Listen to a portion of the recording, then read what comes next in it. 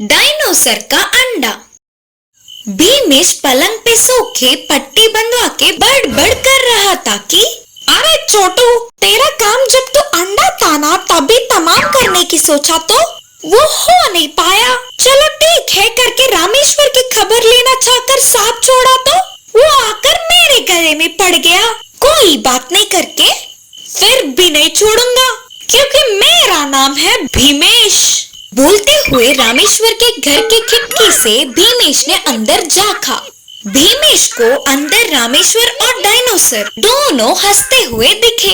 अरे ये दोनों तो मेरे बारे में ही बात करते हुए सोचकर हंस रहे होंगे। फिर भी नहीं छोड़ूंगा क्योंकि मेरा नाम भीमेश। फिर से घर आकर सोकर सोच में डूब गया। आइडिया! भले ही मैं कुछ नहीं कर सका, कल सुबह उन दोनों को बड़े के सामने खड़ा करके उस रामेश्वर और उस छोटू की खबर लूंगा। बोलकर प्लान बना के आराम से सो गया। उसी रात को दो चोरों ने उस गांव में प्रवेश किया और धीरे धीरे एक एक घर में घुसते गए। जितने मिले उतने पैसे और सोना लूटते रहे। भीमेश के घर भी जाकर उसके पैसे और सोने को लूटकर अपनी पोटली में बांधा। तभी किसी चीज की आवाज होने पर डायनोसर ने उन्हें देख लिया। अरे अरे, वो तो कोई विचित्र जानवर है, उसने हमें देख लिया। अरे पागल, जोर से मत चिल्ला, किसी ने देख लिया तो हम मर जाएंगे, उसे हम नहीं मिलेंगे, चल भाग। बोल के दोनों चोर गलियों में भागने लगे। तभी डायनोसर भी चिल्लाता हुआ उनके पीछे भागने लगा और उन दोनों चोरों को पीटकर उन्हें एक पेड़ से बांधा। सुबह होने के बाद चोरों को पकड़वाने वाले डायनोसर के बारे में जानकर गांव के बड़ों ने रामेश्वर और छोटू की बहुत तारीफ की और रामेश्वर को इसका इनाम भी दिया गया। कुछ ही देर बाद ये सब ना जानने वाला भीमेश उसी गांव के पंचायत के पास आकर झगड़ा करने लगा। आप सब एक सच से अनजान हो। सुनो, रामेश्वर के घर में एक बड़ा सा विचित्र जानवर है। उसे देखने पर तुम सब लोग डर के भागने लगोगे। बच्चे तो घर से बाहर तक नहीं निकल सकेंगे। ऐसे जानवर को और उसे सहारा देने वाले रामेश्वर को आप क्या सजा देना चाहेंगे? बोलो, आप खुद ही सोच लो करके बोला। उन दोनों को अभी ही तारीफ करके इनाम दिया, बड़े ने कहा। आसपास के सारे लोग रात की बात बताने पर भीमेश परेशान हुआ। उसकी प्लान उस पर ही उल्टा पड़ने पर अब करे तो क्या करे, उसे कुछ समझ नहीं आया।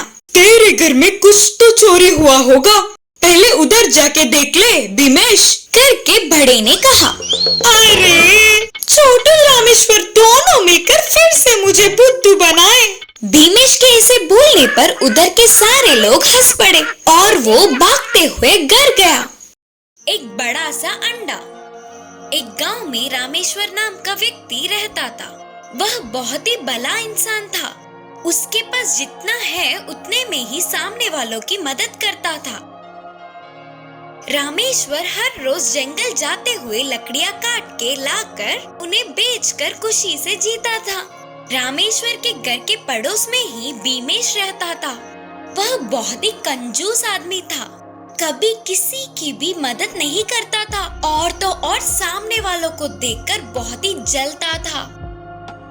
एक दिन रामेश्वर लकड़ियों के लिए जंगल में गया और सूखे हुए ढालों को उसकी कुल्हाड़ी से मारने लगा।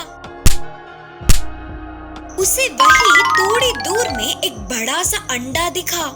उसे देख वह चौंक गया और बोला, ये अंडा क्यों इतना बड़ा है? इस जंगल में मैंने अब तक ऐसा अंडा नहीं देखा। ऊपर से इधर पास में कोई जानवर भी नहीं दिख रहा है। इसे ऐसे ही छोड़ा तो अंदर के बच्चे को खतरा हो सकता है। मैं इसे अपने साथ ले जाकर ध्यान रखूंगा। बोलते हुए रामेश्वर उस अंडे को लेकर अपनी पीठ पर रख के चलने लगा। ऐसे रामेश्वर को अंडा लाते हुए भीमेश देखकर बोलने लगा, अरे ये रामेश्वर अंडे के आकार में कुछ बड़ी चीज लाया। जंगल में ऐसे बहुत मिलते हैं करके मैंने लोगों से सुना था। अगर ये सच होगा तो आसपास के गांव में रामेश्वर से ज्यादा और कोई अमीर हो ही नहीं सकता। ना ना, बिल्कुल नहीं, ऐसे नहीं होना चाहिए। मुझे उसे आज रात को ही चोरी करनी होगी। यह सब सोचते हुए चोरी करने के लिए तरह तरह के चाल सोचने लगा।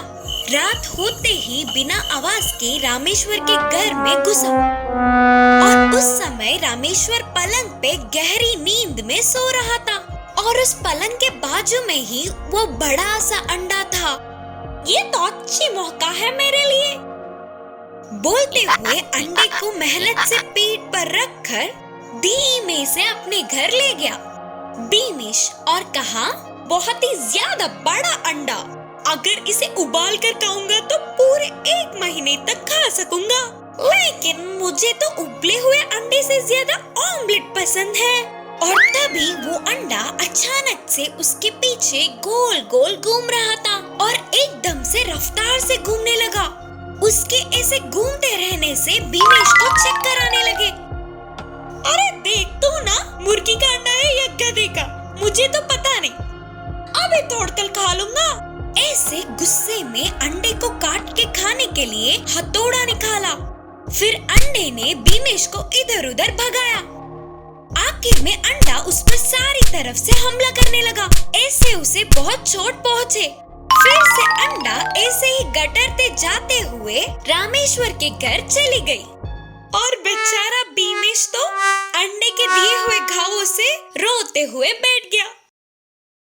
डायनोसर का अंडा। रामेश्वर के घर लौटने वाला अंडा थोड़ा थोड़ा इधर उधर हिलते हुए टूटने लगा। उस अंडे की आवाजों से सोता हुआ रामेश्वर जाग गया। कुछ देर बाद अंडा टूटकर उसमें से डायनोसर का बच्चा बाहर निकला। उसे देखते ही रामेश्वर बहुत खुश हुआ। देखने में बहुत सुंदर और अच्छा सा लग रहा है, इसीलिए तुझे ना मैं छोटू बुलाऊंगा करके रामेश्वर के कहने पर वो डायनोसर खुशी से उछल उछल कर कूद पड़ा। उसे पास लेकर प्यार जताया। तुझे तो बहुत भूख लग रहा होगा ना, रुक जा, अंदर के दूध और फल लाऊंगा। बोलते हुए अंदर जाकर दूध और फल लाकर उसके सामने रखा और उसने दूध एक घूंट में ही खत्म कर दिया। फिर फल खाना भी शुरू किया।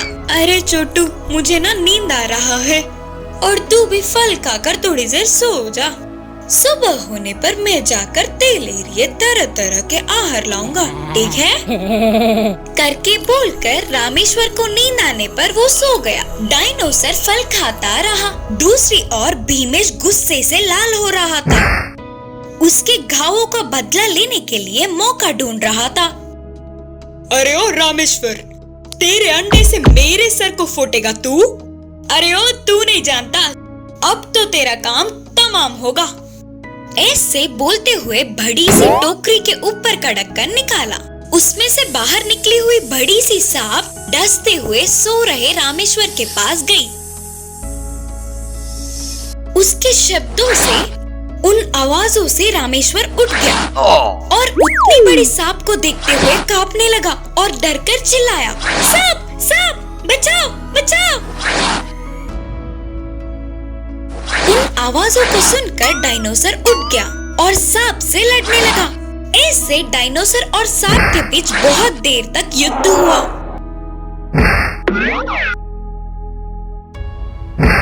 आखिरकार सांप मर ही गई। उस मरी हुई सांप को डायनोसर ने कहीं दूर फेंक दिया और वो सांप उड़ता हुआ जाकर बीमेश के गले में गिर गया। आया, सांप सांप करके डर के चिल्लाते हुए चक्कर खा के नीचे गिर पड़ा और उसे बचाने वाले डायनोसर छोटू की रामेश्वर ने बहुत तारीफ की। डायनोसर का अंडा। सुबह होते ही रामेश्वर शहर जाने के लिए तैयार हुआ और कहा, अरे छोटू, मैं शहर जा रहा हूँ, उधर थोड़ा काम आया, वो होते ही जल्दी लौट आऊंगा। वापस आते समय मैं तेरे लिए तरह तरह के आहार लाऊंगा।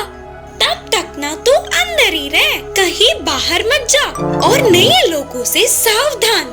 बोलकर डायनोसर को सतर्क करके रामेश्वर शहर के लिए निकल पड़ा।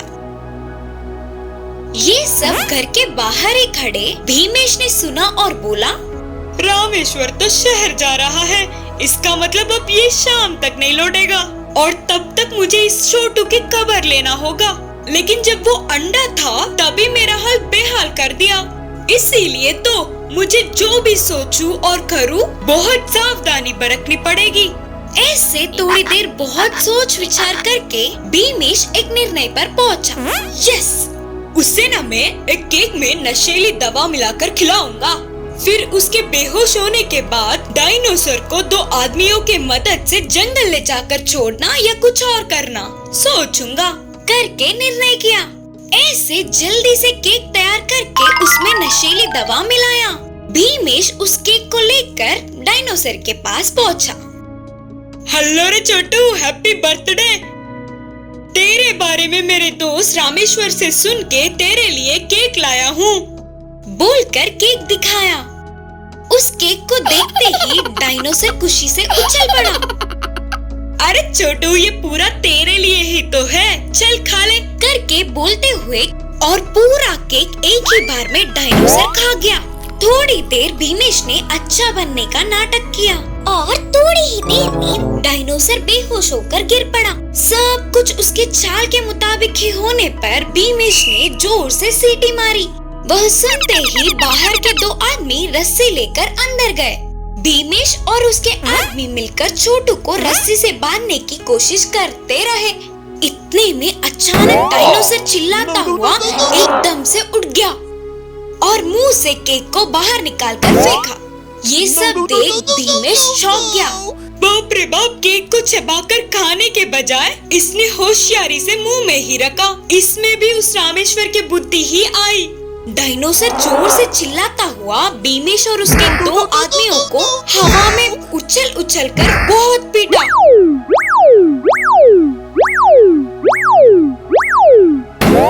छोटू की पीठ ना सह पाते हुए तीनों उधर से भाग गए।